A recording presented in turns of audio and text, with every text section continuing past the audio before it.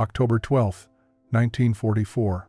A military transport truck rumbled through the gates of Camp Huntsville, Texas, carrying cargo that would challenge everything the American guards thought they knew about their enemy.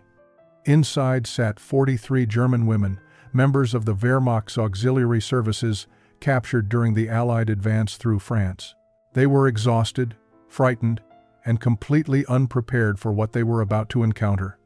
As the truck came to a halt in the central compound, the canvas covering was pulled back, revealing the women to their American captors. What happened in the next 60 seconds would become a story told and retold for generations, a moment of profound culture shock that would ultimately transform both prisoners and guards alike. Before we discover what made these women laugh in the face of captivity, tell us where you're watching from in the comments below. 22-year-old Greta Schneider sat near the back of the truck, clutching a small cloth bag that contained everything she owned. She had served as a radio operator in occupied France, believing the propaganda she had been fed about defending the fatherland from weak, decadent Americans. She had been told that American soldiers were soft, undisciplined, and physically inferior to German troops. She had been told that capture by Americans would mean certain abuse and humiliation. As she prepared to step down from the truck, she braced herself for the worst. What she saw instead made her freeze mid-step, her eyes widening in genuine shock. Standing in formation before the truck were the American guards assigned to the women's compound. At the front stood Sergeant Mike O'Reilly, a former Chicago steelworker who stood 6 feet 4 inches tall and weighed 230 pounds of solid muscle. Next to him was Private Tommy Wilson from Alabama, 6 feet 2 inches, and built like the farm equipment he had operated before enlisting. Corporal James Henderson from Minnesota looked like he could lift the transport truck by himself. The entire row of guards towered over anything Greta or her fellow prisoners had imagined. These weren't the malnourished, weak Americans from the propaganda posters. These were giants. Behind Greta, 20-year-old Liesl Hoffman whispered in German, her voice trembling with nervous energy. "They are enormous." The propaganda never mentioned this. Several other women murmured their agreement, their fear mixing with confusion and something that might have been the first crack in their indoctrination. If their leaders had lied about this obvious fact, what else had been a lie? But it was 19-year-old Frida Klein who broke the tension in the most unexpected way. Speaking in quiet German, she said something that would change the entire dynamic of what was supposed to be a grim prison reception. "I thought Americans were supposed to be weak and small," Frida whispered, her eyes fixed on Sergeant O'Reilly. "That one could probably use me as a toothpick." Despite their fear, several women let out small, nervous laughs. The absurdity of the situation, the complete contradiction between what they had been told and what stood before them, was too much to process without some release of tension. The laughter was their first act of rebellion against everything they had been taught, a tiny crack in the wall of lies that had shaped their entire understanding of the world. The morning of October 13th brought the women their first full day of camp routine, and with it, more opportunities to observe the Americans who now controlled every aspect of their lives. Breakfast was served in the mess hall, a long building with wooden tables and benches that reminded Greta of the school cafeteria back in Berlin. The food itself was another shock. Generous portions of eggs, bread, and even some fruit sat before them. Many of the women had been eating sparse rations for months, and the abundance seemed almost obscene. As they ate in quiet groups, the guards rotated through the hall on patrol, and the women couldn't help but continue their hushed observations about the physical size of their captors. Frida had appointed herself the unofficial commentator on this phenomenon, perhaps because humor was her way of coping with their frightening situation. Speaking in rapid German, she provided running analysis as different guards passed their table. "That one," she gestured subtly toward Corporal Henderson, "he looks like he wrestles bears for fun. And that one," she indicated Private Wilson, "I bet he eats an entire cow for breakfast." Despite their circumstances, the women at her table suppressed giggles. There was something absurdly comforting about making jokes, about finding anything normal to focus on in their completely abnormal situation. Private Tommy Wilson had noticed something unusual during his morning patrol. The German prisoners kept looking at him and the other guards, then whispering to each other with expressions that didn't match what he expected from enemy captives. They didn't look angry or defiant. They looked almost amused. At 23 years old, Tommy had never been outside Alabama before joining the Army. He certainly had never interacted with foreign prisoners of war. He had been told to expect hardened Nazi sympathizers, cold and hostile. Instead, these women kept stealing glances at him and then turning away quickly, their shoulders shaking with what appeared to be laughter. During a shift change, Tommy approached Sergeant O'Reilly with his concern. "Sarge, I think something's going on with the prisoners. They keep looking at us funny and talking among themselves. Do you think they're planning something?" The sergeant, who had been dealing with German male prisoners for over a year, studied the women's behavior for a moment. His expression shifted from concern to something resembling amusement. "Wilson," he said slowly, "I don't think they're planning an escape. I think they're laughing at us." Tommy's confusion deepened. "Laughing at us? Why would they do that?" O'Reilly had spent enough time around different people to recognize when someone was genuinely surprised by physical differences. These German women, he realized, had probably never seen Americans before. Whatever they had been told about their enemy clearly hadn't prepared them for the reality of well-fed, tall farm boys and factory workers. The propaganda had failed spectacularly at this most basic level of description. He explained his theory to Tommy, who processed this information with growing understanding. "So they think we're big," Tommy said, still trying to wrap his mind around the concept. The sergeant nodded. "Real big, apparently." Tommy didn't know whether to feel offended or flattered, settling instead on simply confused by the entire situation unfolding before him. The breakthrough came on October 15th, during an afternoon work detail in the camp laundry facility. Greta, Liesel, and Frida had been assigned to sort and fold military linens alongside 6 other prisoners. Sergeant O'Reilly stood near the doorway, supervising the detail as required by camp regulations. The women worked quietly, but Frida's natural tendency toward commentary eventually got the better of her. In German, she whispered to Greta about how the sergeant had to duck slightly to fit through the doorway. "He must hit his head on everything," she said, imagining him in a normal German house with lower ceilings. The visual was too much, and Greta let out an unintended snort of laughter. O'Reilly's head turned sharply toward the sound. The women immediately fell silent, focusing intently on their folding. They had broken the unspoken rule about drawing attention to themselves. For a long moment, the sergeant simply watched them, his expression unreadable. Then, to everyone's surprise, he walked directly over to their work table. The women stiffened, preparing for reprimand. Instead, O'Reilly did something completely unexpected. He smiled. "You know," he said in slow, clear English, "I can tell when someone's talking about me, even in German." The women exchanged nervous glances, unsure how to respond or if they should respond at all. Frida, whose boldness had gotten them into this situation, decided to own it. She had been studying English phrases from a small book she had kept hidden in her belongings. Mustering her courage and her limited vocabulary, she looked up at the towering sergeant and said in heavily accented English, "You are very tall. We are surprised." The simple honesty of the statement, delivered with such earnest effort at communication, made O'Reilly laugh. A genuine, warm laugh that seemed to echo through the tense laundry room. It was the first time any of the women had heard an American guard laugh, and the sound was startlingly human. The sergeant crouched down slightly, bringing himself closer to eye level with the women. "Where I come from in Chicago," he said, still speaking slowly so they might understand, "this is normal size. Many men are tall." He gestured to indicate height. Then, with a grin, he added, "Were you told Americans were small?"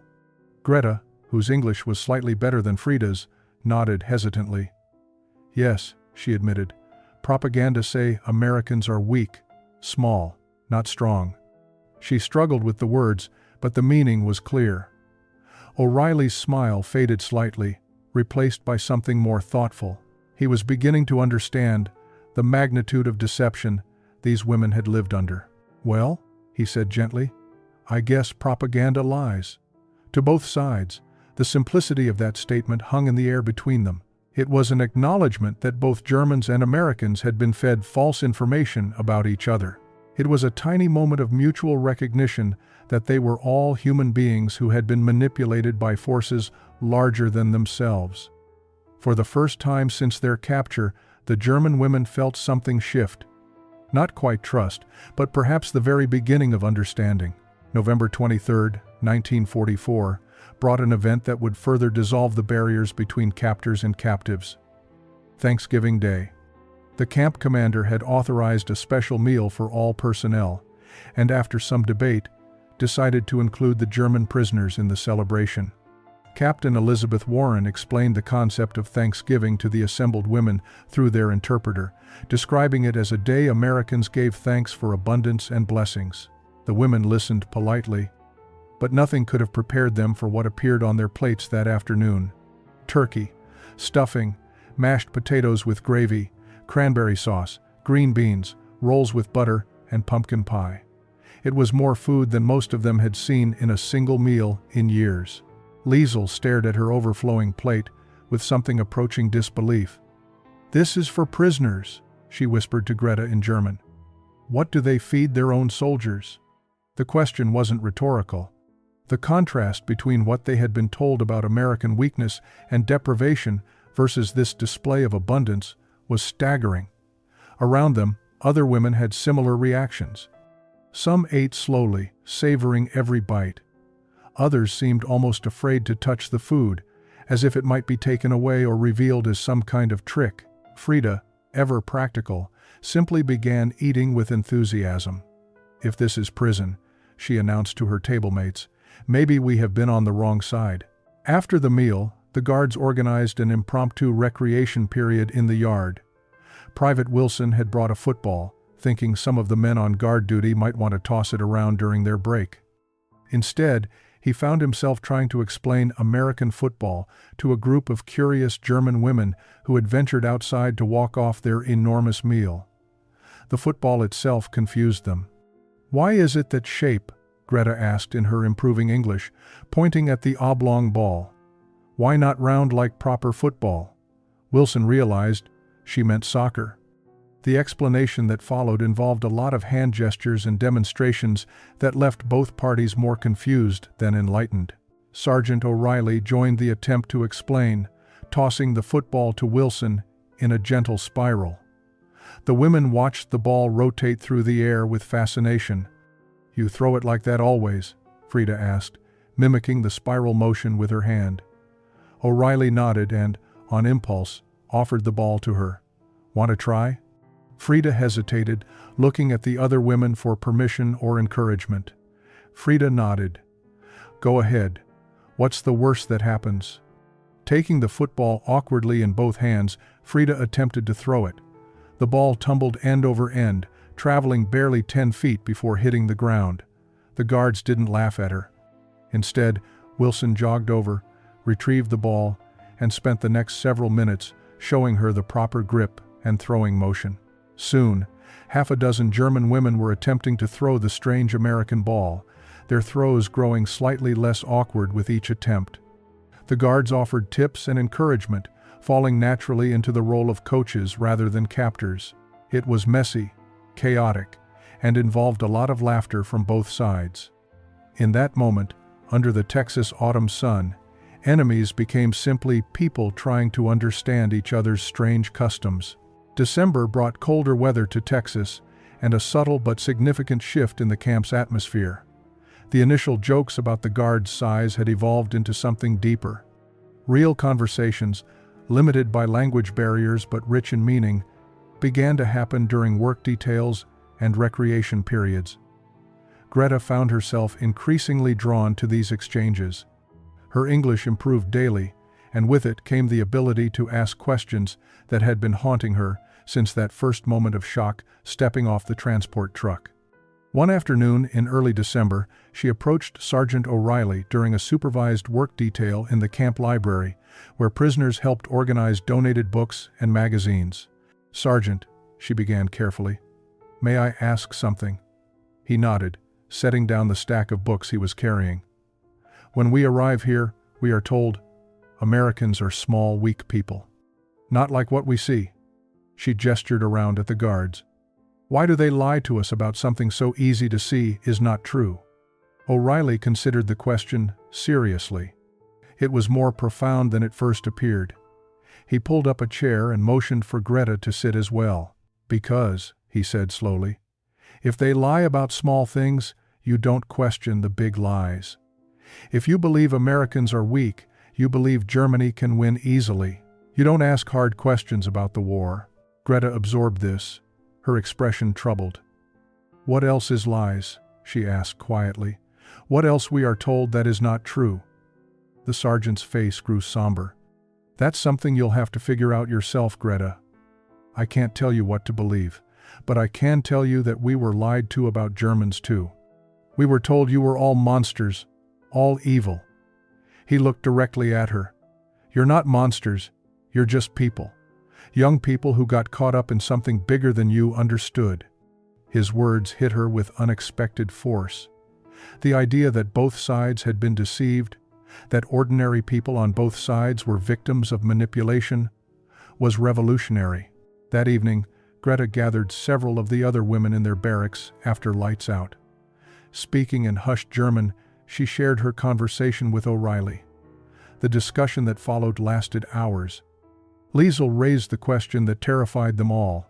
If they lied about Americans being weak, what about everything else? What about the reasons for the war? What about what we were told we were fighting for? Frida, usually the source of levity, was uncharacteristically serious. "I have been thinking about this since Thanksgiving," she admitted. "That meal, that food.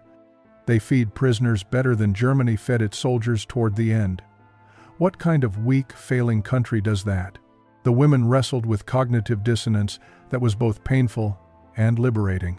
Every kind gesture from the guards, every display of American abundance, every moment of unexpected humanity chipped away at the foundation of everything they had believed.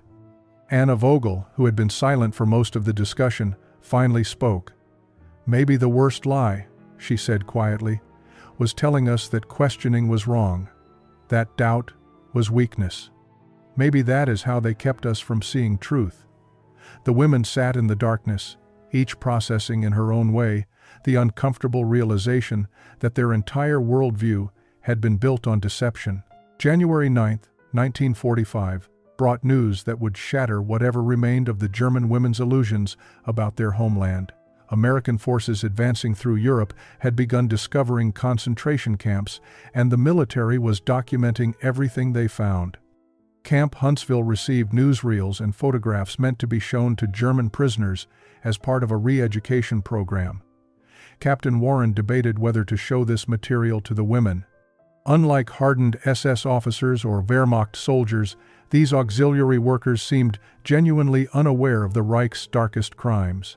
She ultimately decided they deserved to know the truth about what they had unknowingly served, but she arranged for the screening to happen with guards present who had developed rapport with the prisoners. The women filed into the recreation hall, confused about the sudden assembly. A projector had been set up, and Captain Warren stood before them with an expression of deep seriousness. "What you are about to see," she said through the interpreter, "is difficult, but it is true. It is what American soldiers found in Germany and Poland. This is what the Reich did." The lights dimmed, and the newsreel began. Within minutes, the hall filled with sounds of sobbing and gasping. Images of Bergen-Belsen, of skeletal survivors, of mass graves, of the systematic machinery of death flickered across the screen. The women sat frozen, their faces reflecting horror, disbelief, and dawning comprehension of something too monstrous to fully grasp. Greta felt her stomach turn. She had known the Reich was harsh, had known about camps for political prisoners, but this systematic extermination was beyond anything she had imagined possible. Beside her, Liesl was weeping openly, her hands covering her mouth as if to hold back screams. Frida sat perfectly still, tears streaming down her face in silence. When the newsreel ended, no one moved. The lights came back on, revealing a room full of women in various stages of emotional collapse. Some were crying. Some sat in shocked silence. Others looked physically ill. The interpreter began to speak, but Captain Warren raised her hand to stop her. "Let them process," she said quietly. Sergeant O'Reilly approached Greta, who was staring at nothing, her face pale.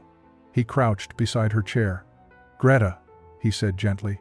She didn't respond. He tried again. "This isn't your fault. You didn't know."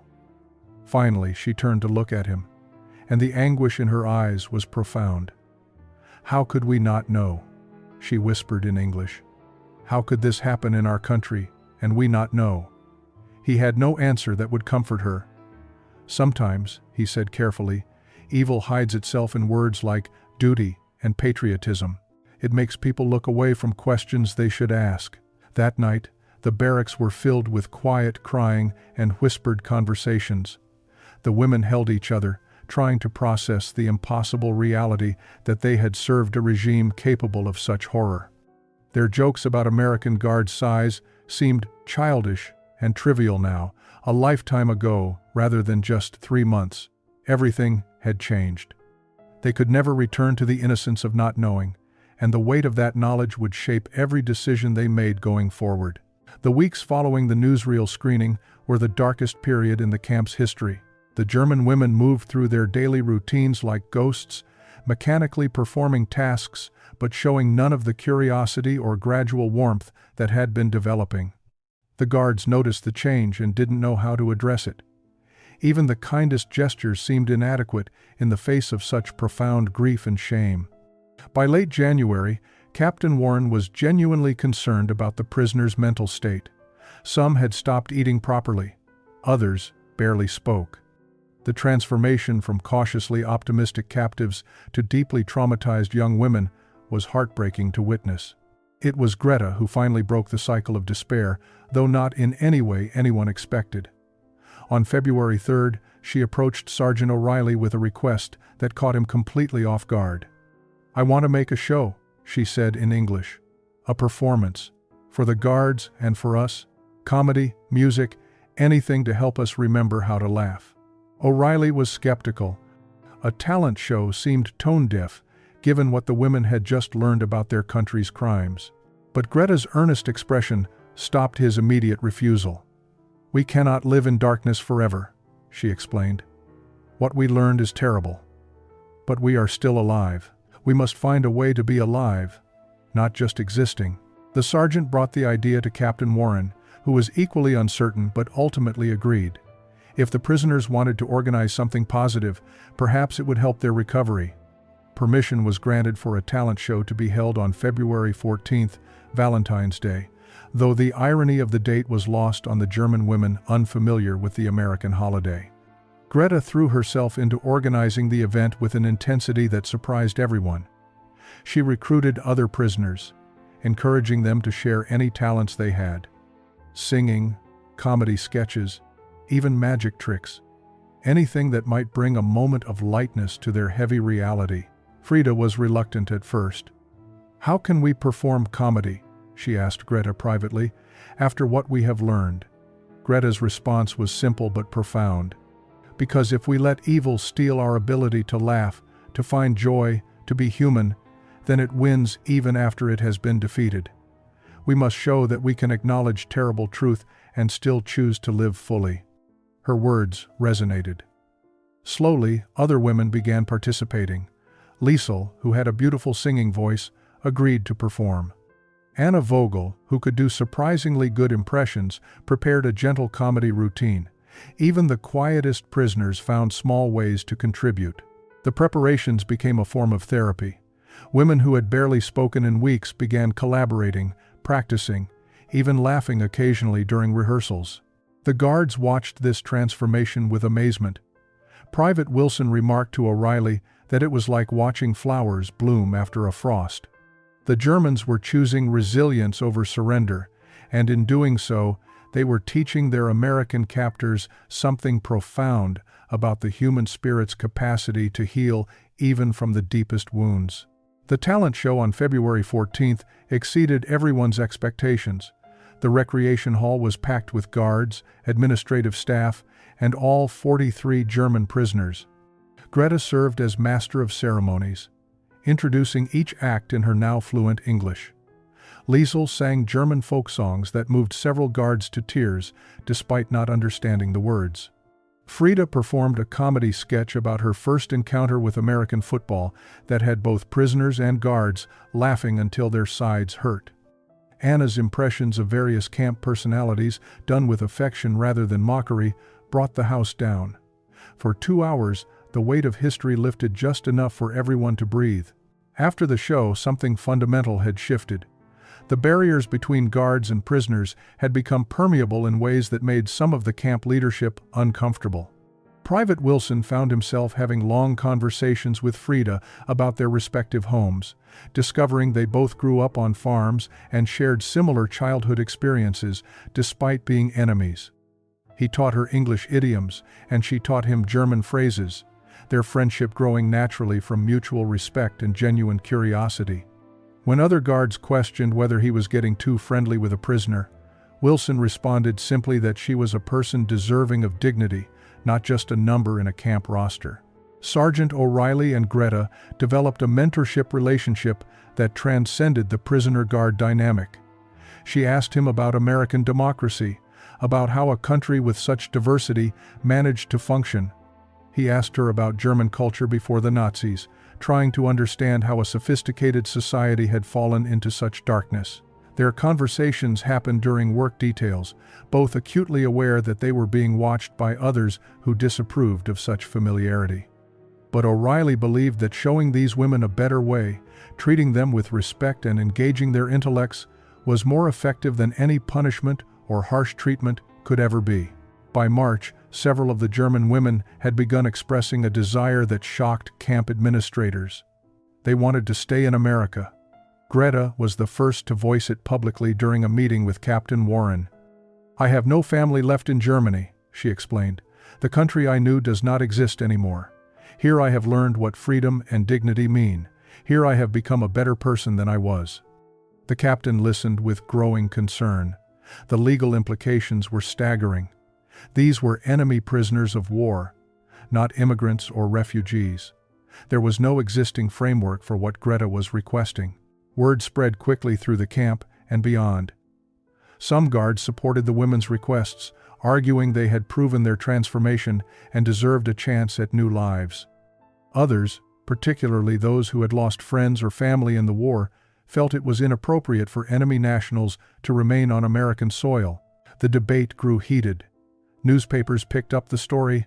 The women at Camp Huntsville became symbols in a larger national conversation about forgiveness, redemption, and what America owed to former enemies who had genuinely changed. May 8, 1945. Victory in Europe Day arrived with mixed emotions at Camp Huntsville. While Americans across the country celebrated in the streets, the German women prisoners faced the reality of repatriation. Official orders had come from Washington. Most would be returned to Germany within weeks, processed through displaced persons camps before being released to whatever remained of their former lives. Captain Warren called a General Assembly on May 15th to announce the details. The 43 women gathered in the recreation hall where just 3 months earlier they had performed their talent show. The atmosphere was heavy with anticipation and dread. "Transportation will be arranged by month's end," Captain Warren announced. "You will be given documentation, basic supplies, and passage to European ports. From there, you will be processed and released to return to your homes." She paused, her voice softening. "I want you to know that your behavior here has been exemplary. You have shown remarkable growth and dignity." Several women began crying quietly. Greta raised her hand, speaking in clear English without waiting for translation. "Captain, what about those of us who requested to remain?" The question hung in the air. Warren's expression showed the strain of the impossible situation. "The requests are under review at the highest levels," she said carefully. "But I cannot make promises. Most of you will need to prepare for repatriation. The finality of those words struck like a physical blow. Liesl buried her face in her hands. Frida stared at the floor, her usual humor completely absent. Even the guards looked uncomfortable, several of them visibly upset at the prospect of sending these women back to a devastated country where they had no family and uncertain futures. Private Wilson stood near the back, his jaw clenched, clearly struggling with emotions he couldn't express in his official capacity. That evening, the women gathered in small groups to discuss their options. Most had accepted the inevitability of return. They would face Germany's ruins with whatever courage they could muster. But 9 women, led by Greta, made a collective decision. They would formally petition the American government for refugee status, arguing that they had no homes to return to and had demonstrated genuine commitment to democratic values. It was a long shot, unprecedented, and legally complicated, but they had to try. Sergeant O'Reilly helped them draft the petition, working late into the night to articulate their case in proper legal language. The following weeks were agonizing. Days passed with no response from Washington while preparations continued for mass repatriation. The women who had decided to accept return began saying their goodbyes to the guards who had become friends. Gifts were exchanged. Addresses were written down with promises to write letters. Private Wilson gave Frida his home address in Alabama. "If you ever make it to America," he said, his voice thick with emotion, "you have family there." She embraced him, both of them crying openly, no longer caring who saw or what regulations they might be violating. June 20th, 1945, brought the day of repatriation. 34 women boarded transport trucks bound for the port in Houston, their faces reflecting determination mixed with sadness. They carried letters of recommendation from Captain Warren and personal notes from guards who had become friends. They would return to Germany as ambassadors of an unexpected truth, that enemies could become human to each other, that transformation was possible even in the darkest circumstances. The 9 women who had petitioned to stay watched their friends depart, uncertain if they would ever see them again.